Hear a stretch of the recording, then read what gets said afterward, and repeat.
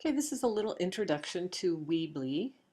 There is a link on how to access Weebly from your Canvas module. And when you get an account, you will get directly set to a sample page.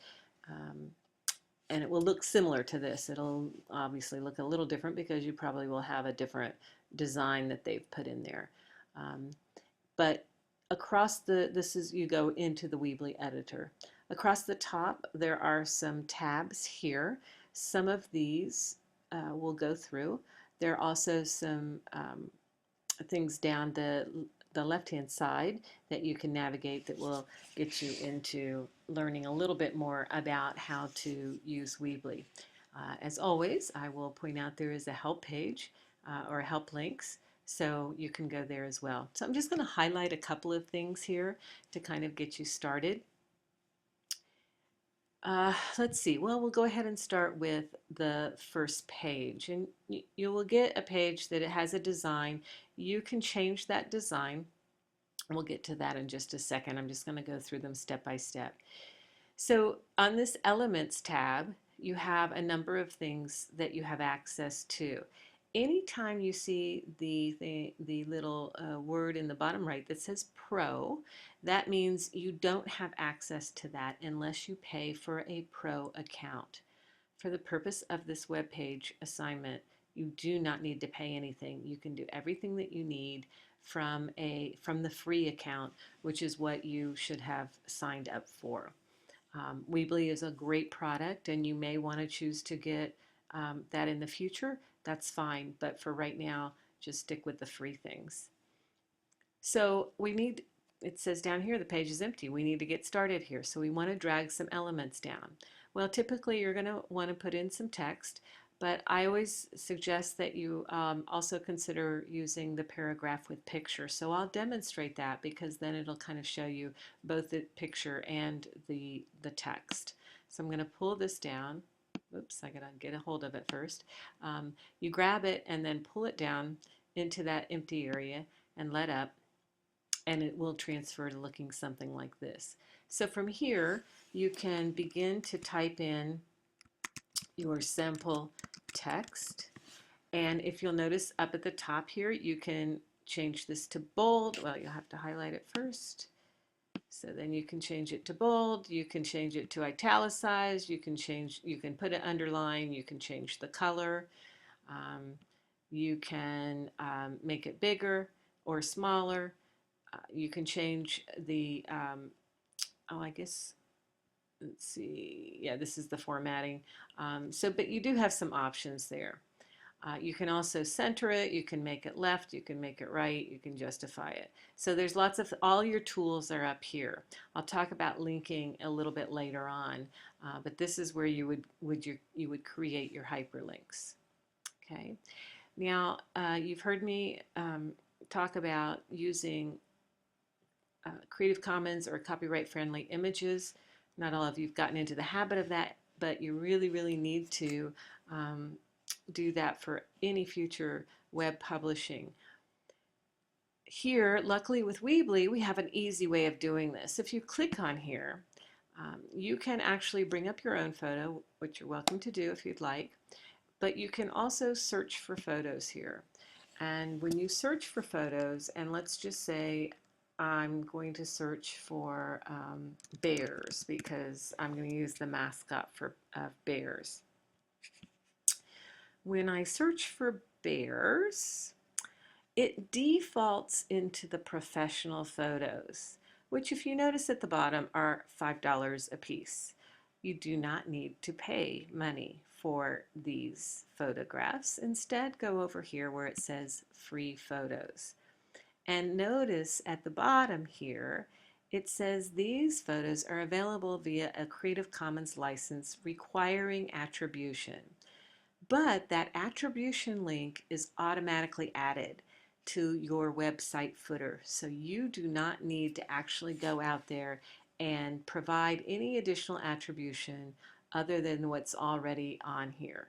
Now, you know, the you know, like how the hippopotamuses got into the bears category, I don't know. So you have to pay a little bit more attention to how you word things, or how you you know, how you describe things, and you might have to search around a little bit, but usually you can find something that will work. And remember, this is not going to be your masterpiece, but it's just something that you want to use for the purpose of this website. So I'm going to select this one, and you'll see that it gave me the bear. When I come over here, I can actually edit this. So when I click on edit, I can make it bigger, oops, or smaller. I can crop it, I can rotate it, I can fade it, I can put effects on it, can do all sorts of things with that. So I'm just going to say, okay, that's good. I'm going to go with that. I'm going to add that image. Oops, I didn't want to do that. And so I'm happy with that. That looks good. So I can't find my play. Oh, here we go. So we come over here and we say save. Then I can also add text next to it, and it'll go around the photograph. So this is more sample text. And again, I'm not interested in having it that color, so I go back. I come over here to my colors and get what I want, take off the italicized, etc. Okay, so that's one way of bringing down an element. Now, I want to add just a picture. All I have to do is, again, take and drag that picture either below or on top of what I already have. Add in my picture, decide I'm going to search. I'm going to now search for children.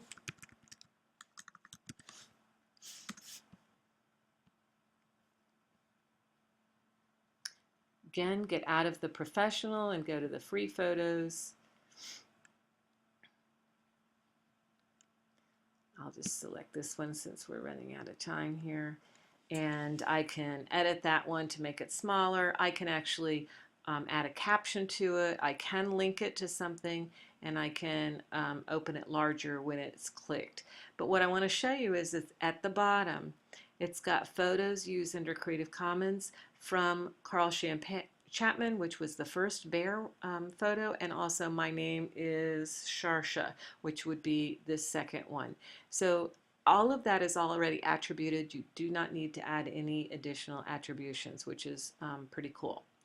Okay, so then another thing that you might be wanting to do is linking your text. And if you want to link your text to a web page, then you would highlight it, go up here to where it says create link, and you have an option here of linking it to a website, so you can go ahead and link it to, you know, your Learning Theorist website.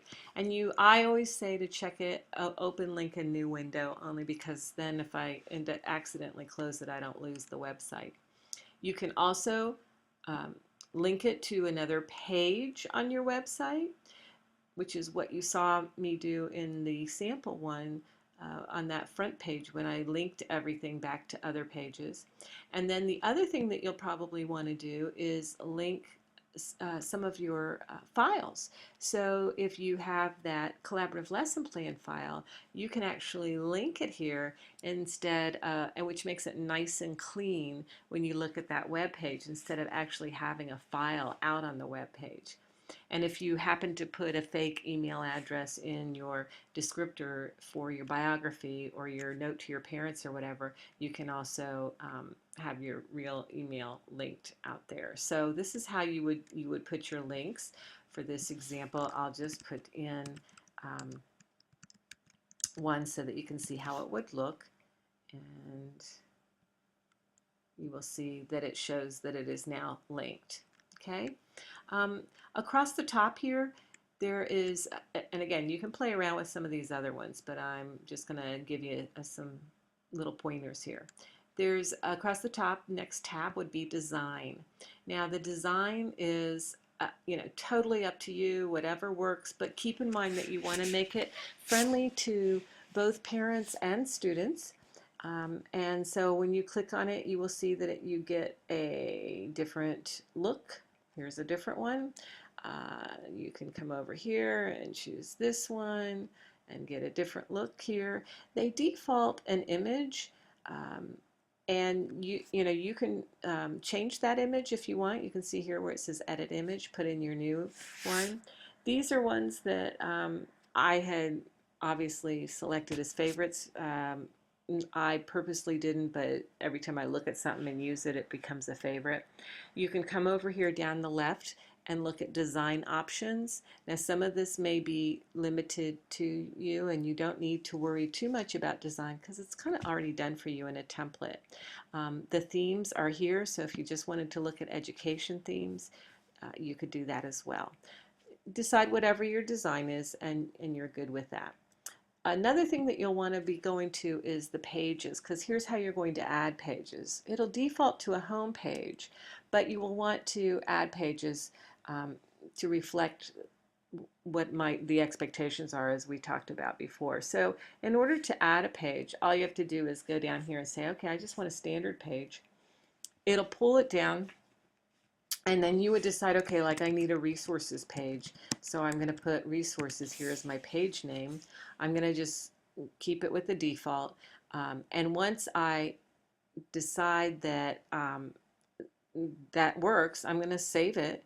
And there it is. It's as easy as that. That resource page is now ready for us to work on. If you say, oh, wait a minute, the lessons page needs to be before the accomplishments page, all you have to do is go back to the pages tab and move it, and it will change save settings, and it will change your, there we go, your lessons page is in front of your accomplishments page now. So you can do that all along the line. The editors you're really not going to work with because you're not doing this collaboratively, and the settings you're probably not going to want to work with either, because we're just trying to keep it fairly simple. But I do want to go back to elements and show you that if you are down at click on multimedia, you can add a video. You can add some other things in here too. But since one of the things is to have at least one image other than the template image and at least one video somewhere in this web page, I want to just show you how to do that. So I'm just going to be on this resource page. I'm going to bring down the YouTube video element. It defaults to a particular one that we're of course not going to use. So you click on that and then you find, oops, I don't want to listen to that. There we go. And you'll find up here at the top that if you go to a YouTube URL that you want to copy and paste, you just put it in here and it will replace this video that's their default video. I'm not prepared to do that, and so I'm going to go ahead and leave this default one on here, and then also show you that you can make it bigger, smaller. You can position it left, right, center. And so you have a few more options there. And as soon as you click off of there, it's saved like that. Okay, so finally, because I am running out of time here, I have a limit on this. I think I covered everything. You can explore a little bit more, but you'll see, okay, you can't do video here because it's pro. You can't do audio player here because it's pro. But do the basics first and then play around with it. It's always important to get your basics in, and then you can look at your bells and whistles. Now, when you're ready to publish, I want to show you something here because it will say website published. Woohoo! This is your URL link that you will share with me when you are ready to submit it. But you somehow sometimes get drawn down to here. I do, students do all the time. Good news! This one is also available. You want to use this? And people think, oh yeah, I got to continue. When you do that, it's going to ask you to pay money. You do not need to do that. So once you see website published and it has a website address, just go ahead and X out because it's been done and it's been saved for you. Now you can close it and you'll go back to your original